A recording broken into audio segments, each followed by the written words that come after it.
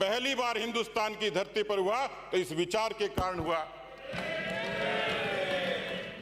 यहां बहुत लोग बैठे हैं, लेकिन जो पीछे लोग बैठे हैं उनके पुरखे और पूर्वज और ऐसे बुजुर्ग लोग जो 1975 के आपातकाल में 90 महीने तक जिस जिल्लत का शिकार वो हुए, कैसे भूल जाएंगे?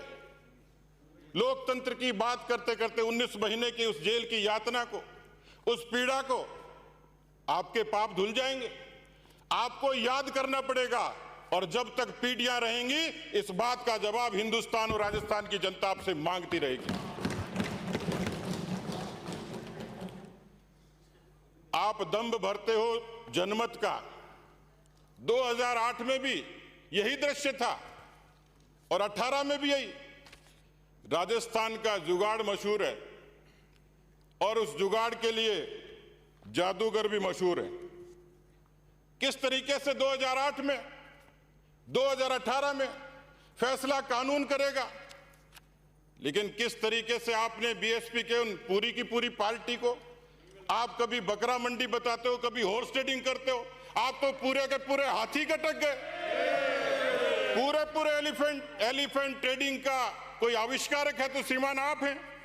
जिस तरीके से आपने राजस्थान की जनता को 2018 के चुनाव में जिन लोक लुभावन बातों के लिए बेचारे भोले भाले किसानों को क्या कहा था, आपके महान राष्ट्रीय नेता ने जालोर की उस सभा में यह कहा था 10 गिनेंगे और राजस्थान के किसानों का कर्जा माफ कर देंगे, 1 2 3 4 5 6 7 8 9।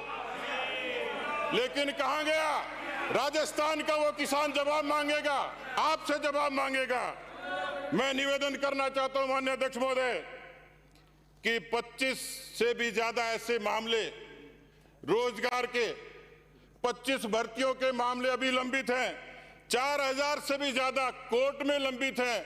इन बेरोजगारों के राजस्थान की सड़कों पर बेरोजगार आपकी सरकार से जवाब मांगते हैं, जवाब नहीं आपके पास। ऐसा है, आप 1885 की पार्टी हो, शर्म आनी चाहिए आप लोगों को। आप संसदीय मंत्री हैं, माननीय मंत्री जी, अंकित नहीं होगा, अंकित नहीं होगा, अंकित नहीं होगा, अंकित नहीं होगा मंत्री जी, मंत्री जी अंकित नहीं होगा, मंत्री जी अंकित नहीं होगा। मैं I will not allow it ना, प्लीज। मलिंगा जी क्या हो गया? ये परंपराएं ठीक नहीं है, संसदीय मंत्री हैं, आपसे लोग आप अपेक्षा करते हैं कि संसदीय परंपराओं का आप पालन करेंगे। मैं ना, माननीय मंत्री जी प्लीज, वो उन्होंने यील्ड नहीं किया है, वो इन्होंने यील्ड नहीं किया, ही हैविंग फ्लोर, जब फ्लोर उनके हाथ में है तो प्लीज मेहरबानी करके डोंट इंटरवीन। सतीश जी। आदरणीय अध्यक्ष महोदय, राजस्थान के बारे में अब कहा जाने लगा कि अपराधों की राजधानी हो गई। लगभग 2 लाख से भी ऊपर मुकदमे दर्ज हुए, और मैं यदि भ्रष्टाचार का जिक्र करूं तो लगभग 445 मामले जिसमें आपने ऐसे लोगों को गिरफ्तार किया है, आपकी नाक के नीचे भ्रष्टाचार पल रहा था। इस राजस्थान को जिस तरीके से अपराध की दुनिया में धकेला, 2 लाख से ज्यादा मैंने जिक्र किया, 56% अपराध के, लूट के 41%, अपहरण के 128%, दुष्कर्म के 98%, दंगों के 300%, रॉबरी के 40%, चोरी के 107% और ऐसे अन्य अपराध 77%। लेकिन मुझे अफसोस है, ये जितने अपराध हुए आप दलितों के हिमायती मानते हो, लेकिन दलित उत्पीड़न की घटनाएं राजस्थान में 92% हुई आपके इस कालखंड में। अनुसूचित जाति और जनजाति पर जो एट्रोसिटी हुई 101% हुई, और आपका सर शर्म से झुक जाएगा। आप महिला हितैषी होने की बात करते हो, 122.98% महिला उत्पीड़न के काम आपकी सरकार के दौरान हुए हैं। ये जवाब राजस्थान की जनता मांगेगी, हमें दे या नहीं दे, लेकिन सड़क पर आपका जवाब इसको देना पड़ेगा। आप लोकतंत्र और नैतिकता में पहली कम्युनिस्ट पार्टी की सरकार थी, जिस सरकार को गिराने से लेकर एक एक लंबी फहरिस्त थी इस तरीके की चुनी हुई सरकारों को किस तरीके से आपने 156 का दुरुपयोग करते हुए कहा। एक पूर्व प्रधानमंत्री जी थे, उस समय के तत्कालीन गृह मंत्री से कहा, जब एक के साथ एक सरकारें कत्ल होती गई तो कहा, सरदार जी कृपाण आप अंदर रख लीजिए, कितनी सरकारें हलाल करेंगे। ये आपके रिकॉर्ड पे है, देश और दुनिया जानती है इस बात को। आप किस बात की कल्पना करते हैं, किस बात के लिए जवाब मांगते हैं? राजस्थान में इस पिछले पूरे कालखंड में जिस तरीके से ये सारी घटनाएं हुई, 20 जिलों में टिड्डी का हमला हुआ, 20 जिलों में, और 90,000 ने कहा कि सरकार अब फेयरमाउंट की बजाय जैसलमेर चली गई, तो जैसलमेर के आगे तो कोई जगह थी भी नहीं। और फिर जब आप इतने निठल्ले हो गए थे वहां, तो मैंने तो 100 पीपे भिजवाए थे कम से कम टिड्डी बजा के, उनको तो बेचारे किसानों को तो मदद करते। मैं निवेदन करना चाह रहा हूं कि जिस तरीके से आज राजस्थान में, क्योंकि कोरोना का जिक्र तो आप बाद में करेंगे, लेकिन 56,000 से भी ज्यादा मुकदमे, 833 लोगों की मौत।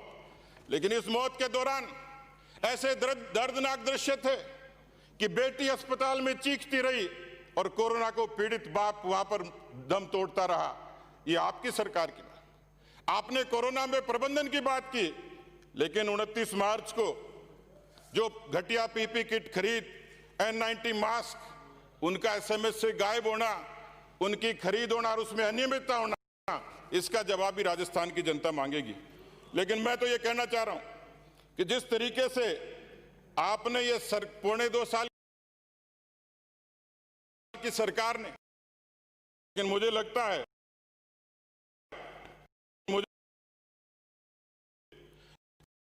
जिन्हें महसूस इंसान भी हरगिज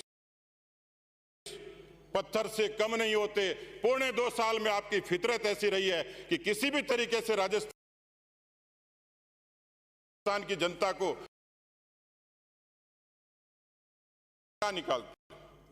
मन की बातें कहां निकालें, जरिया नहीं मिलता। मन की बातें कहां निकालें, जरिया नहीं मिलता। किसी से नजर नहीं मिलती, किसी से नजरिया नहीं मिलता। ऐसी सरकार को चला के करेंगे भी क्या? न तो नजर मिलती, न नजरिया मिलता। मैं आपको निवेदन करना चाह रहा हूं माननीय अध्यक्ष महोदय,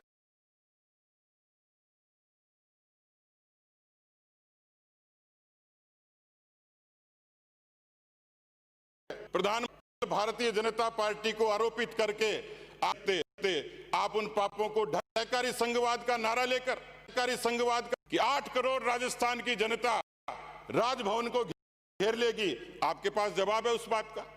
आप क्यों पलटे फिर? और इसी तरीके से आपने एसओजी, एसीबी को, राजस्थान की पुलिस को जिस तरीके से इंस्ट्रूमेंट के रूप में इस्तेमाल किया, यह आपका ही आदेश था, आपकी सरकार का। किस तरीके से आपने अपने लोगों पर भरोसा नहीं किया। यह 22 अप्रैल 2020 का कागज है। आपने दिल्ली में इंटेलिजेंस की यूनिट को स्थापित करने की बात की। इसका मतलब आपको अपने लोगों पर भरोसा नहीं था। और फिर यूटर्न पे यूटर्न, एसओजी की एफआईआर भी की और फिर एफआईआर भी लगा दी। आपने 124A के देशद्रोह का, राज्यद्रोह का मामला दर्ज किया, वापस भी ले लिया। लेकिन यह सरकार का इकबाल कहां है कि जिस अपराधी को, जिस कथित विधायक को एसीबी के जरिए पुलिस ढूंढ रही थी, वो गृह मंत्री के यहां दूसरे दिन चाय पी रहा था। ये न्याय था क्या आपका? बताइए। गृह मंत्री के नाते आप उसी अपराधी को आप नोटिस चस्पा करते हो, एसओजी को पीछे करते हो, एसीबी पीछे लगाते हो, लेकिन बड़े प्यार से कॉफी पिलाते हो उसी अपराधी को। आपने कैसे, कौन सी अदालत स्थापित कर ली? बिना जांच के, बिना तरकीब के। लेकिन मुझे लगता है ये सरकार, मौजूदा सरकार किसी भी तरीके से राजस्थान और लोकतंत्र की प्रक्रिया, परंपरा है। लेकिन मुझे लगता है कि इससे पहले आपको अपने गिरेबान में झांकने की आवश्यकता है। आप पूरे देश पर राज करते थे। 1885 की आपकी पार्टी है। आपको दर्द यह है कि आप केवल 3.5 प्रदेशों में सिमट के रह गए। पूरे देश पर राज करते थे, कश्मीर से कन्याकुमारी तक। क्यों हिंदुस्तान की जनता ने नकार दिया? क्या इसके लिए मोदी जी दोषी हैं? आपके अपने दल के लोग आपको छोड़ के चले गए। 1939 में सुभाष चंद्र बोस ने जब छोड़ा होगा, तो क्या बीजेपी ने उनको कहा होगा? एक लंबी फहरिस्त है। और आज भी वो सब छत्र बैठे हैं। शरद पवार से लेकर ममता बनर्जी तक आपकी अपनी पार्टी के थे। क्या बीजेपी की सियासत थी? लेकिन मैं ये कहना चाह रहा हूं, आपको तकलीफ ये है कि विचार के नाते, व्यवहार के नाते आज कांग्रेस पार्टी का विचार ये भ्रष्टाचार का विचार है, ये राष्ट्रवाद के खिलाफ का विचार है, ये बेरोजगारों को दमन करने का विचार है, ये किसानों को झूठ बोलने का विचार है। इसलिए इस सरकार को, ऐसी नकारा और निकम्मी सरकार को सत्ता पर रहने का कोई हक नहीं है। बहुत बहुत धन्यवाद।